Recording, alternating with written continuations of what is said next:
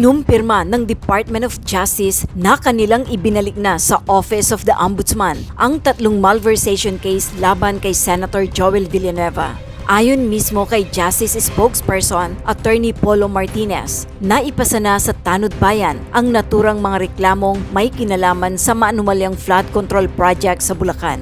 Opisyal na anyang nai-endorso ng kagawaran sa Ombudsman ang resulta ng investigasyon o resolution ng prosecution sa mga reklamong malversation.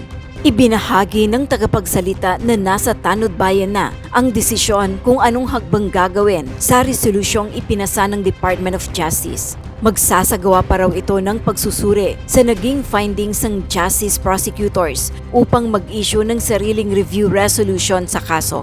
Dito anya tutukuyin ng Ombudsman kung tatayo at isasampa na bilang kaso ang reklamo sakaling mapagsang-ayon ng may sapat na ebidensya. Habang ibinahagi naman ni Justice Spokesperson Attorney Martinez na ang nababanggit ni Assist Ombudsman Miko Clavano na nasa advanced stage na ang mga reklamo, marahil anya'y batay ito sa sarili nilang findings o pag-iimbestiga. Gayunpaman, ipinaliwanag ng tagapagsalita kung bakit ibinalik ang mareklamo sa Ombudsman. Gayon may resolusyon ang prosekusyon. Ito anya'y buhat ng dineputize lamang raw sila ng Tanod Bayan upang magsagawa ng preliminary investigation ukol sa mga kaso.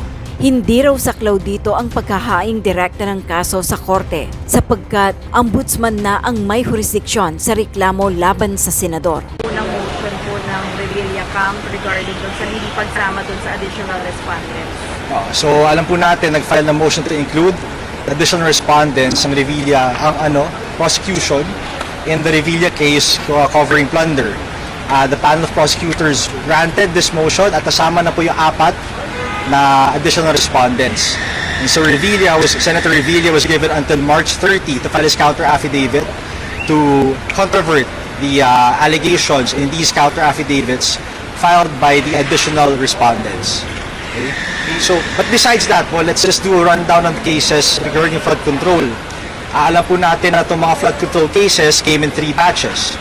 Okay, the first batch refers to Sims Construction Trading. These are 5 cases in total. Out of the 5, 2 po doon were filed with the Sandigan Bayan after referral to the Ombudsman. And then, as of date, yung 3 po out of those 5 have already also been filed in courts, but in regular courts. So, ang jurisdiction po niyan, may jurisdiction dyan ng RTC. So, ang next batch naman po, 6 yan, referring to either of 2 contractors, Wawa Construction or Top Notch Catalyst Builders. Sa 6 na po na yan, 3 involve Senator Joel Villanueva. And we're here to report that as of this date, those 3 cases have been officially endorsed to the Ombudsman. Now, at that point, the Ombudsman will then review the findings by the DOJ prosecutors and then issue its own review resolution, see if it agrees with the findings by our prosecutors, and file the case with the Sandigan Bayan if it does find that it meets the quantum of evidence necessary. So, last batch naman po are the plunder cases, among other charges. Okay, these refer to Senator Revilla, former Senator Estrada, and former Representative Zaldico. Okay, so yung case po ni Senator Revilla, yung PI po earlier, again, he was given until March 30 to file his counter-affidavit and to controvert the allegations in the counter-affidavits by the new respondents. The case of Zaldico and the case of former Senator Estrada have both been submitted for resolution. Okay, so any questions?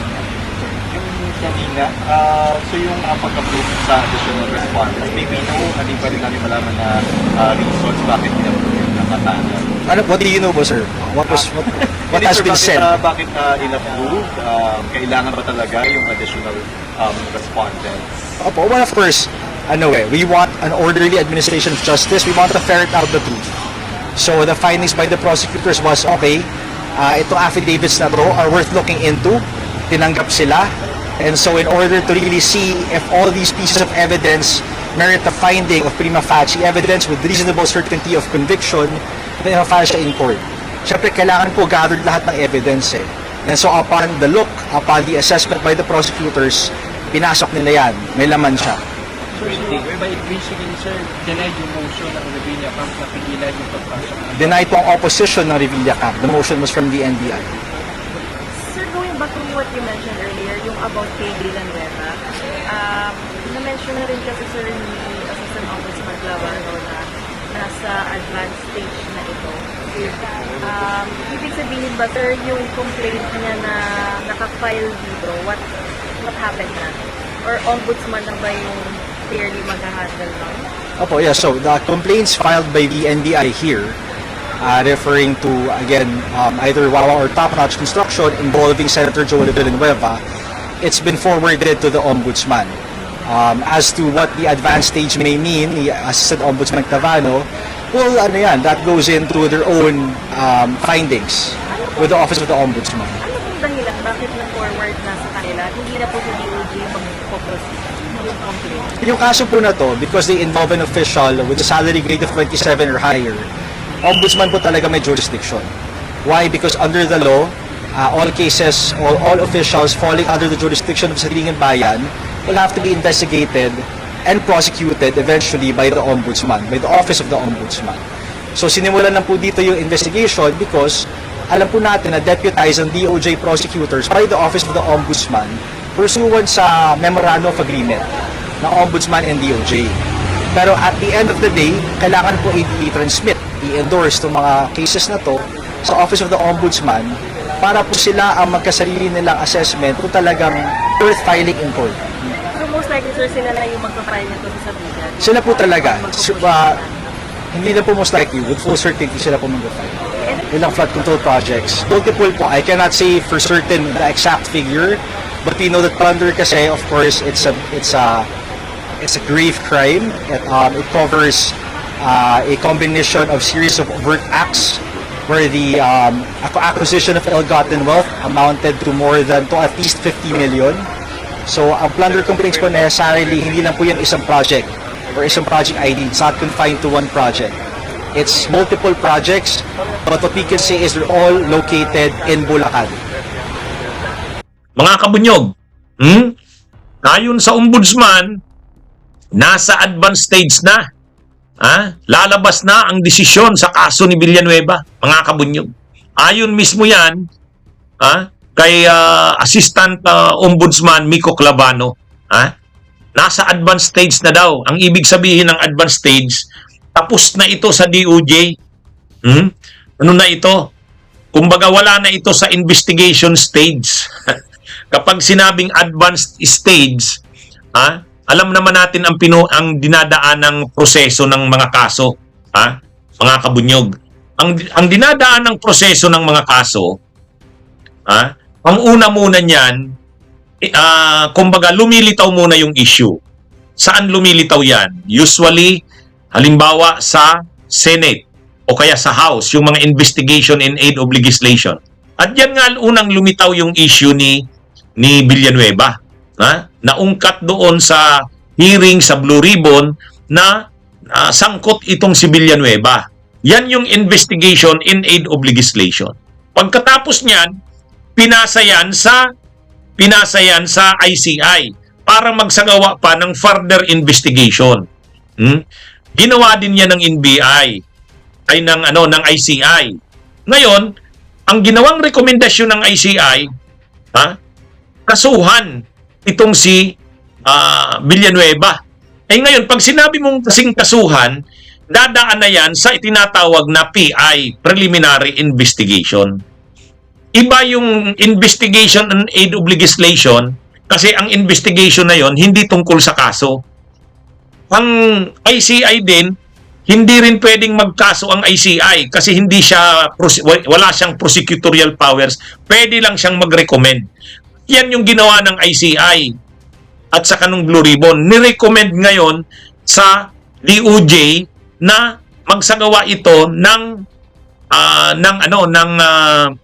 preliminary investigation. Actually nga, nirefer yan ng ICI sa ombudsman mismo.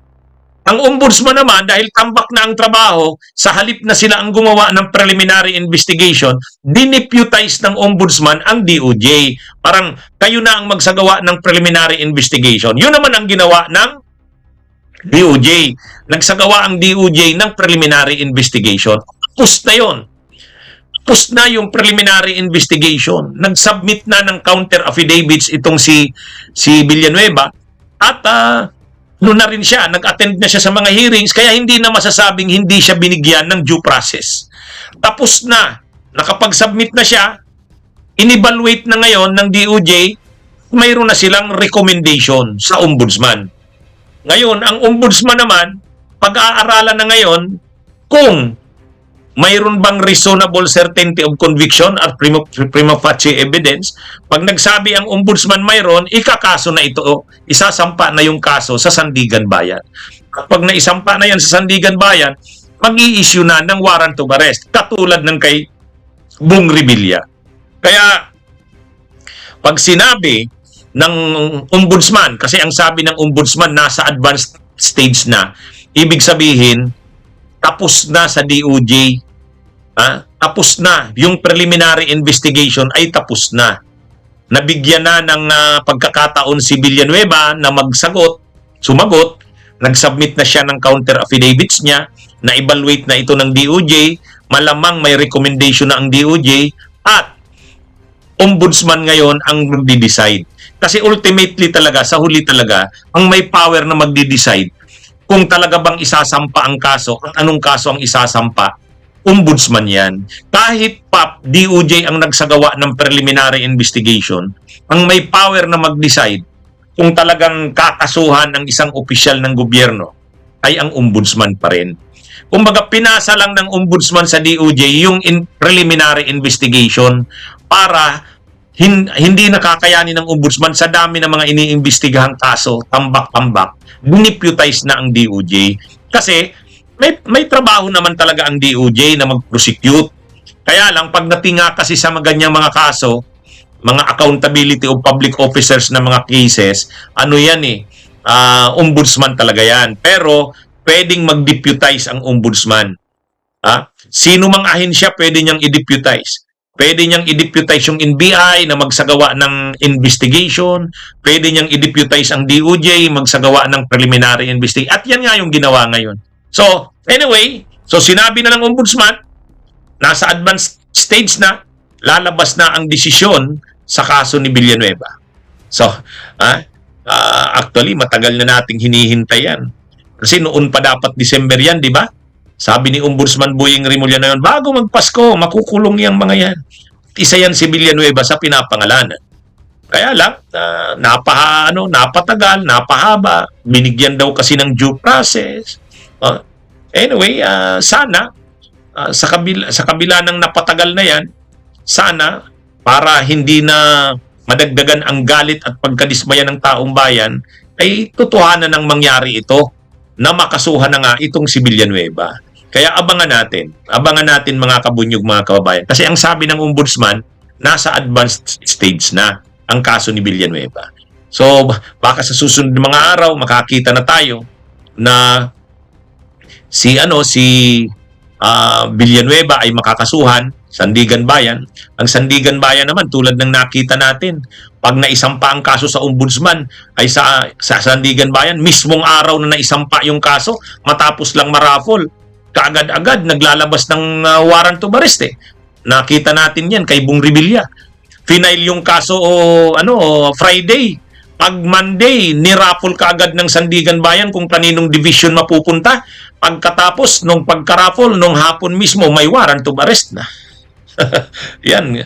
Kaya, na to mga kabunyog? Abangan natin. Sunod-sunod na ito.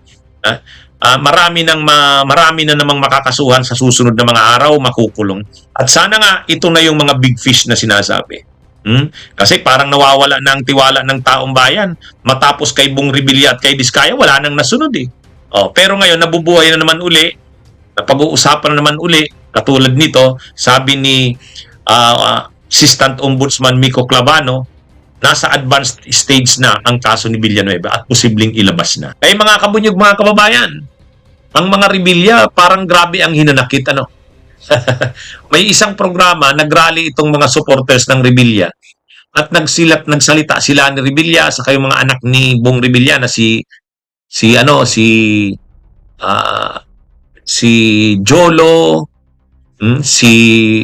sino pa bang Revilla? Yung mga anak ni Lani Revilla at saka ni Bong Revilla. Brian ba yun? O, yung mga anak ni mga kongresista rin yun.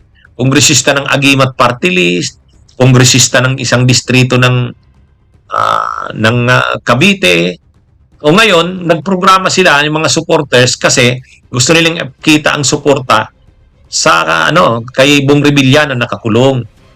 Kaya lang mangiyak-ngiyak sila ni Mercado sila ni Revilla, nangiyak-ngiyak. Masakit at higit sa lahat, nakakagalit na masilayan ang aming mahal na ama, ang aking mahal na asawa sa kanyang pinagdaraanan ngayon, sapagkat ang kanyang pagdurusa ay hindi bunga ng pagsuko sa isang kasalanan, kundi isang pagsuko sa sistemang pumayag sa kawalan ng hustisya, sa kawalan ng tunay na katarungan, kung saan ang inosente ay pinipiit at binubusalan. Ito ay sugat sa puso namin. Sugat sa mga supporters niya at sugat sa bawat isang mamamayang Pilipino na kanyang tinulungan. Isang malakas na dagok sa aming puso at damdamin. Ngunit dahil po sa inyong pagmamahal na pinapakita ngayong gabi, sa inyong suporta at panahon na inuukol sa gabing ito, kayang harapin ni Senator Bong Revilla ang patuloy na pagpukol ng mga maling akusasyon laban sa kanya. Marami sa kanya ang humimok na huwag sumuko, naiwasan ang mga batikos, naiwasan ang mga akusasyon. Marami ang nag-udyok sa kanya na magtago. Ngunit hinarap ni Bong ng taas noo at buong tapang, sumuko sa otoridad. Hinarap niya sa kabila ng sakit at malaking sakripisyo. Sinuko niya ang kanyang dignidad, pagkat buo sa kanyang loob na wala siyang kasalanan. Naniniwala siya na kakampi niya ang katotohanan. At tiyak ako habang nasisilayan niya ang pagmamahal at suporta ng bawat isa sa inyo, habang nararamdaman niya ang pagmamahal at pagyakap ng Panginoon sa kanyang buhay, kahit kailan hindi niya isusuko ang kanyang pagmamahal sa bayan, hindi niya isusuko ang pagmamahal sa inyong mga kababayan nating mga Kabitenyo, at hindi niya isusuko ang pagmamahal niya sa pagmamahal niya sa ating mga kababayang Pilipino.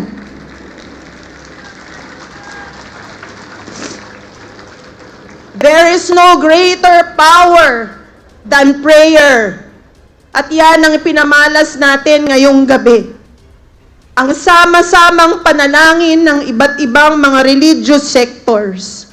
Hindi lamang para sa isang tao, kundi para sa ating bansa. Pagod na tayong mga Pilipino. Hindi na natin alam kung ano ang totoo. Hindi na natin alam kung ano ang totoong istorya. Kailangan na natin ng liwanag. At naniniwala ako, sa panahon ngayon na binabalot tayo ng kadiliman, at the end of the tunnel, there is light. At ang magbibigay ng liwanag sa ating lahat, sa ating bansa, ay walang iba kundi ang Panginoong Diyos. Sa tibay ng paninindigan, sa lakas ng ating pagkakaisa, at sa gabay ng ating Panginoong Diyos, mananatili tayong nakatayo. Hindi tayo uurong. Hindi tayo magtatago at hindi tayo matitinag. Habang may paninindigan tayong lahat para sa katotohanan, habang may nagmamahal at habang may nananalig, ang hustisya ay makakamtan nating lahat, makakamtan ng sambayanang Pilipino.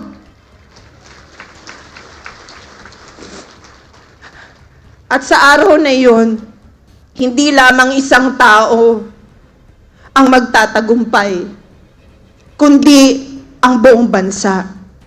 Naniniwala ako that God is performing a great miracle.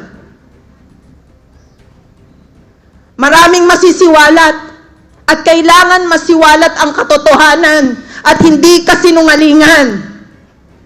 Huwag tayo basta-basta maniwala sa fake news na nakikita natin sa social media. Huwag tayong basta magpapabilog sa mga nababasa natin. Mag-fact check po tayo. At ang pagmamahal na nandito sa ating puso, ang siyang manaig sa katotohanan. Ang pagmamahal natin sa Panginoon, ang siyang manaig para makita natin ang liwanag, para makita natin ang katotohanan. Muli, maraming salamat sa inyong lahat. Binabalik namin ang pagmamahal sa Panginoong Diyos, na siyang Panginoon nating lahat, na siyang gagawa ng milagro, na siyang magtutuwid ng storya ng ating mga buhay at kasaysayan ng ating bansa. Panginoon, kayo na ang bahala sa aming lahat. Kayo na po ang bahala sa buhay ni Senator Bong Revilla at sa aming buong pamilya. Pagkalooban niyo po kami ng lakas at paninindigan hanggang sa huli. Hanggang sa huling patak ng aming dugo, hanggang sa huling hininga naming lahat. Kayo po ang bahala sa amin. Maraming salamat po sa inyong panalangin at patuloy tayong manalangin para sa tunay na hustisya at para sa ating bansa. Maraming salamat po. God bless us all.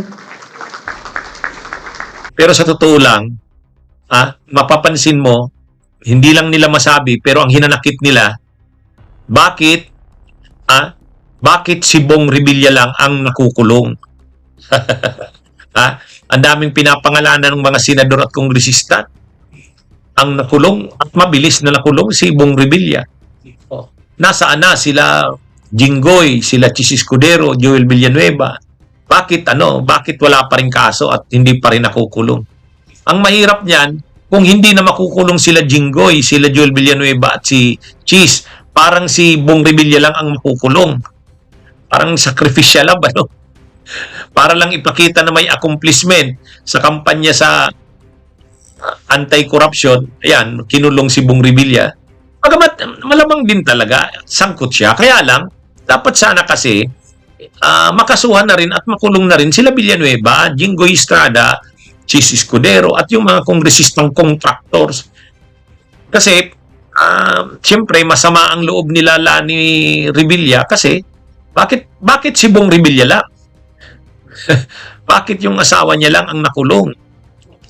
Kaya dapat sa parte ng administrasyon talagang kasuhan na si Joel Villanueva, si Jinggoy, para makulong na ang mga yan. Kung hindi, iisipin na talagang si Bong Revilla lang ang sinakripisyo. Kaya masama ang loob ni Lani Revilla Parang sinakripisyo ang kanyang asawa. Para mayroong masabing may big fish na nakakulong. Parang ganun ang lumalabas, Parang, lahat naman tayo corrupt. Sino bang hindi corrupt? O bakit ang asawa ko lang ang nakulong? Parang ganun, kung magsasalita si Lani Revilla. Siguro ganun yung naiisip niya. Corruption? Ay lahat namang corrupt ang politiko Maliban sa iilan. O bakit yung asawa niya lang ang nakulong? Lahat naman mga corrupt ang mga... Kaya medyo, Tsaka, nakulong na si Bong Revilla, hindi pa pinagbigyan na huwag naman siyang isama doon sa kulungan ng mga ordinaryong PDLs. Yan yung pinapakiusap niya. Pinapakiusap niya sana kay John Vic Doon sana siya sa PNP custodial center, kaya lang hindi pinagbigyan ni John Vic kahit kababayan niyang kabitin niyo. Sabi ni John Vic, wala na kasi daw doon yung PNP custodial center, wala na yon. Kaya nakulong ngayon si Bong Revilla kasama ng mga ordinary pero may mga lumalabas na balitang hindi, kaya aircon daw. Anyway, hindi natin alam anong totoo. Kaya lang, ang sinasabi lang natin, parang masakama ang loob ng mga Revilla na si Bong Revilla lang nakakulong. Ang daming napapangalanan pero si Bong Revilla lang. Kaya dapat talaga ipakita na ng gobyerno na hindi lang yan, hindi naman si Bong Revilla, siya lang yung nauna. Pero kaya nga dapat makasuhan na at ma-issuehan na ng arrest warrant para ma-aresto na itong sila Jinggoy at saka si Joel Villanueva at si Escudero para maipakita ng gobyerno na hindi totoo yung iniisip nila Revilla na sinakripisyo si Bong Revilla. Okay, mga kabunyog, mga kabayan, magandang araw sa inyong lahat. Mag-subscribe at i-click ang notification bell para sa mga susunod na video updates. Maraming salamat po.